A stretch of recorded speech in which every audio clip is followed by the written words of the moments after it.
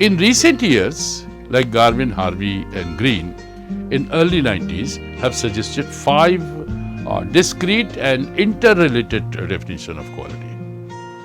They are exceptional quality, perfection quality, fitness for purpose quality, value for money quality, and transformative quality.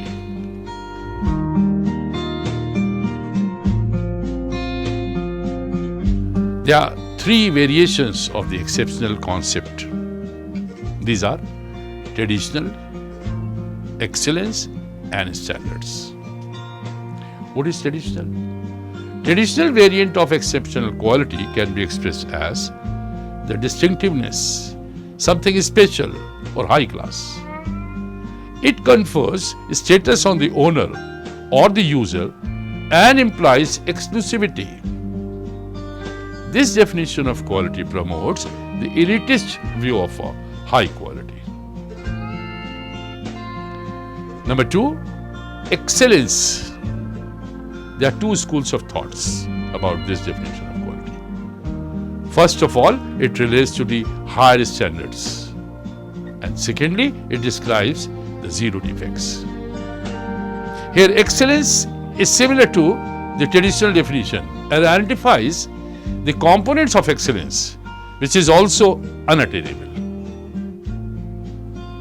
It is also elitist concept and sees quality to be the only attainable in limited circumstances. The best is required in order to achieve excellence. The third, standards. A quality idea in this case is one that has passed a set of quality checks, where the checks are based on certain criteria in order to eliminate the defective items. The quality is measured by the items which fulfill the minimum standards prescribed by the product and can be described as conformance to standards.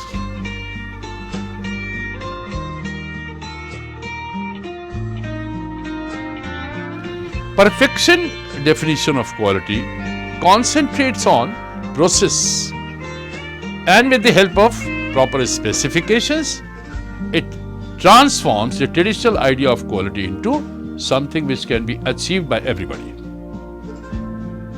It can also be redefined in terms of conformance to specification rather than high standards. However, one must realize that there is a difference between quality and standard, because quality here simply conforms to a certain specification, and the specification in general cannot be expressed as a standard. So under this definition, conformance to specification takes the role of achieving benchmark standards. Here, the complete perfection means making sure that everything is perfect and there are no defects. Furthermore, no defect or zero defects demands that the perfection of product or service is delivered consistently. And therefore, the idea of reliability in terms of exceptional becomes the perfection view of quality. Here, quality is one which conforms exactly to specification and whose output is free of defect at all times. Further, perfection here is not only the conformance to specification also. Acts as a philosophy of prevention.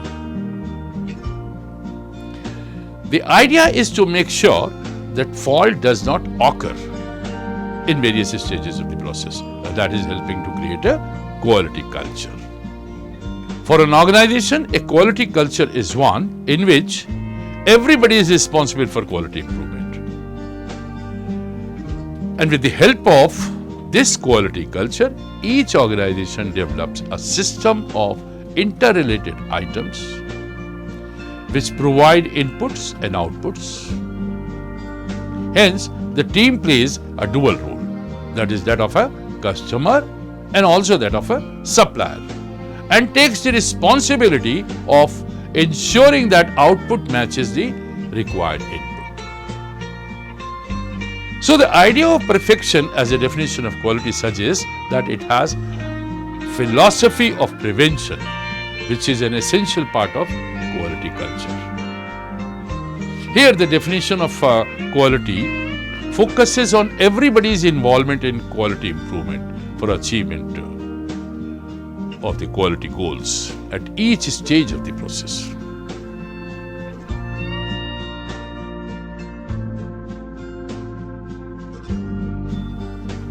The third definition, that is fitness for purpose quality, focuses on a relationship between the purpose of the product or service and its quality. It examines each in terms of the product or service in order to compare whether it fits its purpose or not. This definition is functional one and is different from the earlier exceptional definition. Here, the fitness of purpose is used in order to propagate and measure the perfection. If it does not fit its purpose, then this definition of quality may run a risk of being totally useless. Although it is a simple idea, nevertheless, it raises some questions, such as whose purpose and how is the fitness assessed?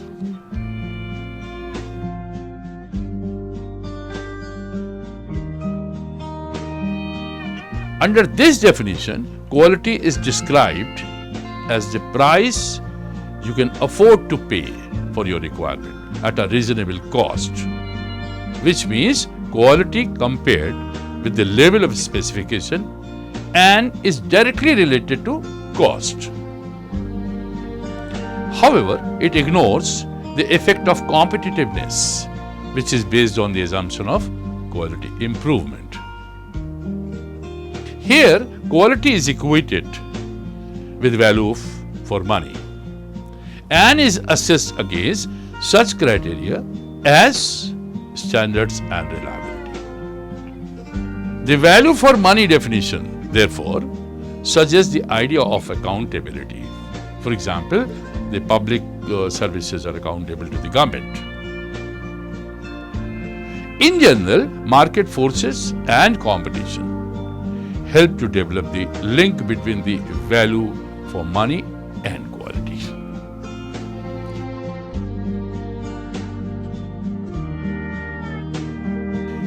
Harvey and Green suggests the transformative view of quality as follows. The transformative view of quality is rooted in the notion of qualitative change, a fundamental change of form. For example, the ice is transformed into water and eventually into steam if it experiences an increase of temperature.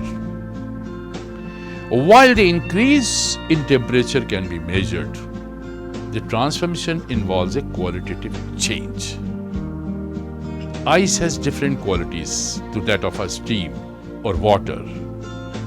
Transformation is not restricted to apparent or a physical transformation, but it also includes cognitive transcendence. This transformative notion of quality is well established in Western philosophy and can be found in the discussion of dialectical transforms in the works of Aristotle, Kant, Hegel, Marx, etc.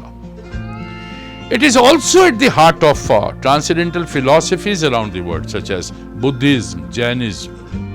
This notion of quality, such as transformative quality, raises issues about the relevance of product-centered notions of quality, such as fitness for purpose. The measurement of value added, for example, of input and output qualifications, provide a quantifiable indicator of added value, but conceals the nature of the qualitative transformation. The second element of transformative quality is empowerment. This involves giving power to participants to influence their own transformation. This is much more than giving accountability to the consumer, which is found in consumer charters. Consumerist charters essentially keep producers and providers both on their toes, but rarely affect the decision-making process or policy. The control remains with the producer or the provider. Empowering employees in order to capitalize on their knowledge and skills is a well-established strategy in the business world today.